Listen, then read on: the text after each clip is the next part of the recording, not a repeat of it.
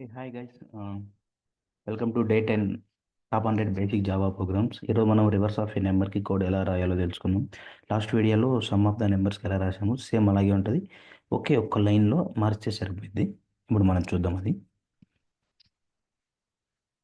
మనం some of the నెంబర్స్కి ఎలా రాసాము సేమ్ అలా రాద్దాం. ఫస్ట్ అక్కడి నుంచి ఒకే ఒక లైన్ మార్చే సరిపోయింది.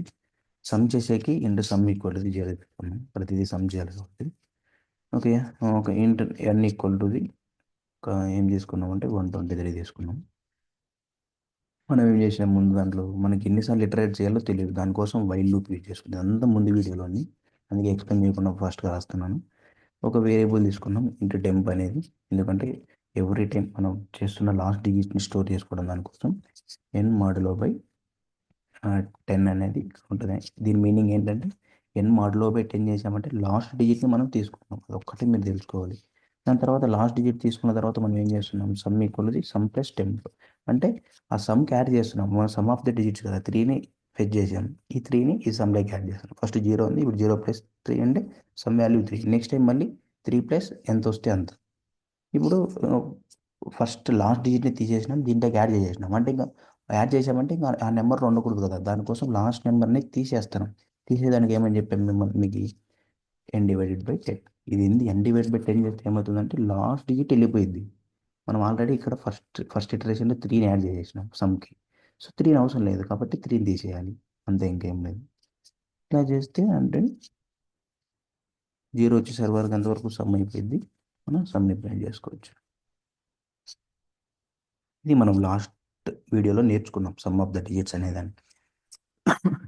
ఇప్పుడు ఏంటి అంటే రివర్స్ ఆఫ్ ఏ నెంబర్ అంటే ఏంటి, 123 ఇస్తే మనం ఏం ప్రింట్ చేయాలంటే 321 అనేది ప్రింట్ చేయాలి, దట్స్ ఇట్.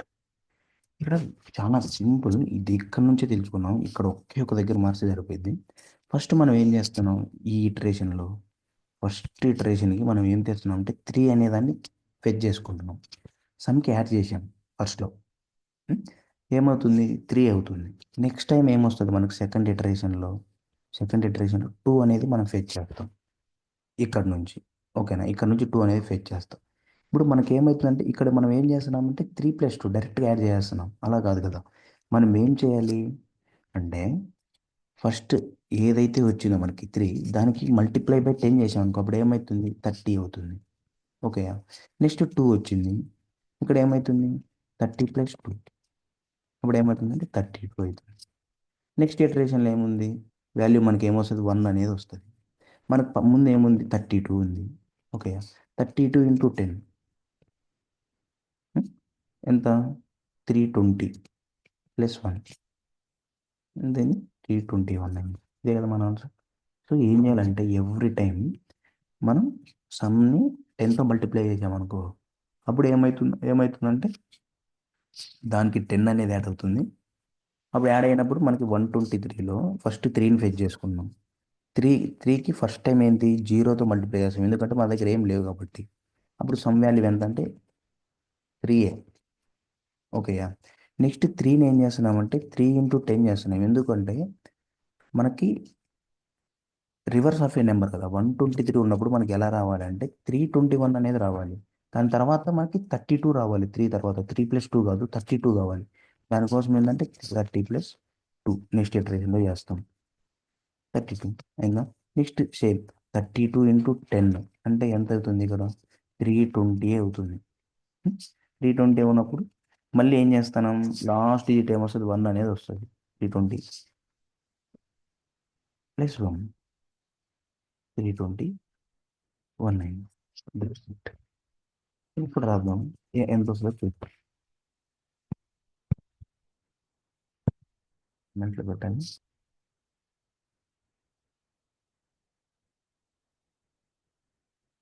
321 ఓకేనా. Same thing some of the నెంబర్స్కి ఎలా రాస్తాం అలాగే రాయాలి. ఇక్కడ జస్ట్ మల్టిప్లై 10 చేస్తున్నాం, ఎందుకంటే మనకి 320, 32, 321 రావాలి కాబట్టి. ఓకేనా, అంతే, ఇంకేం లేదు. Thank you.